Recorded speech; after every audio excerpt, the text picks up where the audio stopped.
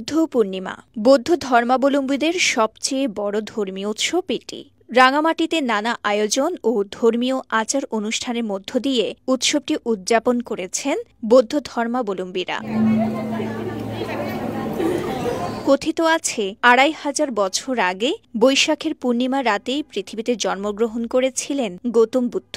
বর্ধি লাভ ও মহাপরিনির্বাণও ঘটেছিল বৈশাখের পূর্ণিমাতেই।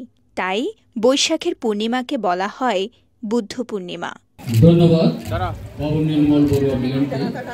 বুদ্ধ পূর্ণিমা ঘিরে বাহারি তাজা ফুলে সাজানো হয়েছে জেলার সবকটি বৌদ্ধ মন্দির।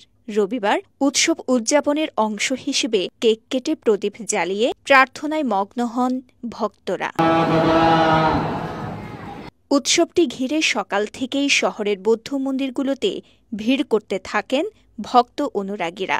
লোকে লোকারণ্য হয়ে ওঠে আসামবস্তির বুদ্ধাঙ্কুর বৌদ্ধবিহার ও খিপ্পাপাড়ার বৈল্লা সাক্যমণি বৌদ্ধবিহার। বিহার আসলাম প্রার্থনা করার জন্য, নিজের জন্য, আমার ছেলে মেয়ের জন্য, পরিবার জন্য, সবাই যাতে সুন্দর সুখে শান্তিতে থাকতে পারি। জগতের সকল প্রাণীরা সুখ শান্তিতে যেন সবাই বসবাস করতে পারি। প্রার্থনা করেছি জগতের সকল প্রাণী মঙ্গল হোক, সকল প্রাণী যাতে সুখে থাকতে পারে। টানা সপ্তমবারের মতো বেস্ট টিস্যু পেপার ব্র্যান্ড হিসেবে স্বীকৃতি পেয়েছে বসুন্ধরা টিস্যু।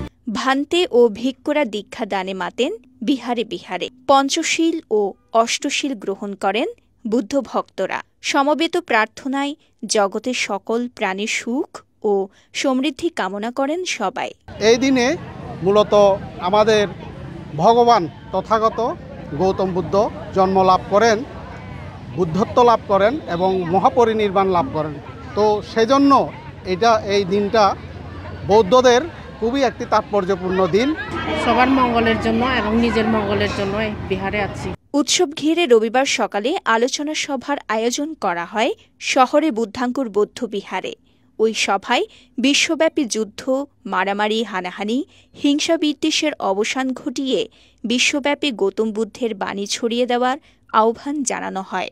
এ সময় প্রধান অতিথি হিসেবে উপস্থিত ছিলেন সেনাবাহিনীর Rangamati region commander brigadier general Mohammad Nazmul Haque. আমরা খালি বলি ক্ষুদ্র নৃতত্ব গোষ্ঠী, আমরা উপজাতি, কোনো উপজাতি না, আমরা সবাই বাংলাদেশ।